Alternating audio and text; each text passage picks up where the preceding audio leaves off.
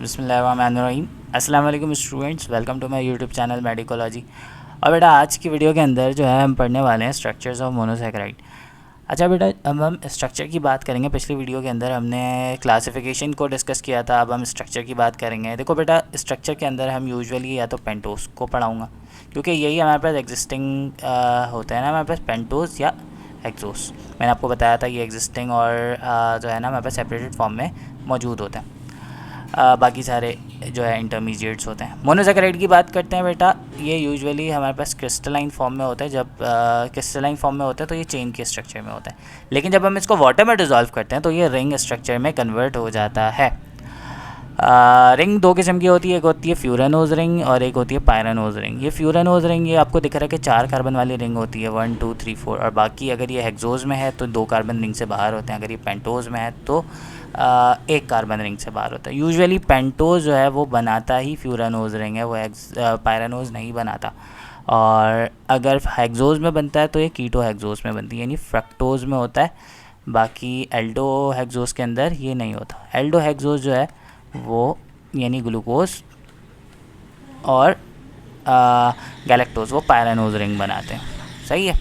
अच्छा, ये कैसे बनती है, क्या होता है, ये हम डिस्कस करते हैं कि किस तरह से इन रिंग्स की फॉर्मेशन होती है। अच्छा भाई, अब मैं आपको यहाँ पे रिंग की फॉर्मेशन, मैंने यहाँ पे एक पूरा ये पार्ट बना के ड्रॉ किया हुआ है। ये मैंने बनाया है ग्लूकोज। तो ग्लूकोज के अंदर बेटा आपको पढ़ाता हूँ। ये ग्लूकोज समझ में आ जाएगा, बाकी के सबकी रिंग भी समझ में आ जाएगी। वैसे आपको सबको अलग से पढ़ने की ज़रूरत नहीं है, सिर्फ ये समझ लो तो आपको और किसी को एक्स्ट्रा समझने की ज़रूरत नहीं पड़ेगी। अच्छा, सबसे पहले इस वाली डायग्राम को देखो, इसको मैं नंबर 1 का नाम दे देता हूँ। नंबर 1 में अब देखो ये ग्लूकोज का स्ट्रक्चर बना हुआ है। नंबर 1 पे कार्बोनाइल लगा हुआ है, बाकी सारे में OH लगा हुआ है। तो बेटा सबसे पहले क्या होता है, जब इसको वाटर में डिज़ोल्व करते हैं तो ये जो कार्बोनाइल का बॉन्ड है ये हो जाता है, ये ब्रेक हो जाता है, और जिसकी वजह से क्या होता है, ऑक्सीजन की भी एक वैलेंसी खाली हो जाती है और कार्बन की भी एक वैलेंसी खाली हो जाती है।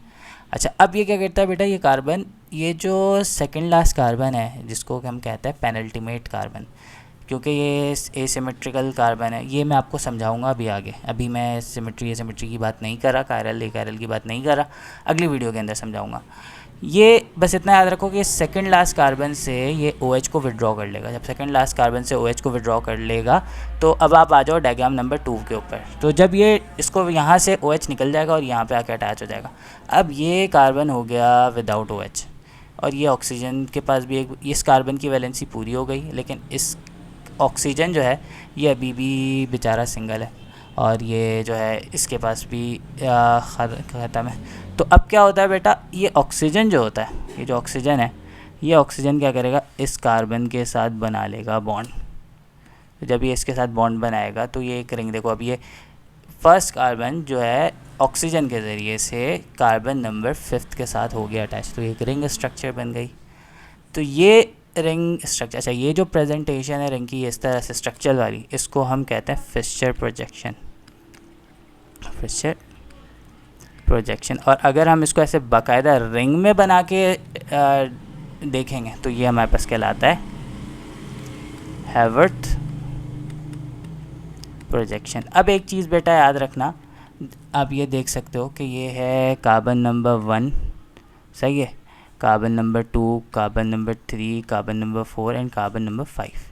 ये रहा कार्बन नंबर 5, और ये जो कार्बन नंबर 6 है वो रिंग के बाहर है, सही है।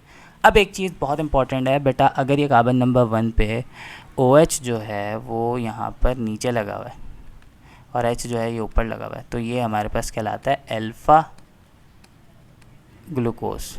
और अगर ये OH ऊपर लगा हुआ है और H नीचे लगा हुआ है तो ये हमारे पास कहलाता है बीटा ग्लूकोज। फ़िलहाल आज की लेक्चर के लिए इतना ही। अगले लेक्चर में मैं आपको इससे आगे के टॉपिक कंटिन्यू करवाऊँगा। होपफुली आपको यहाँ तक की बात समझ में आ गई होगी। Thank you so much.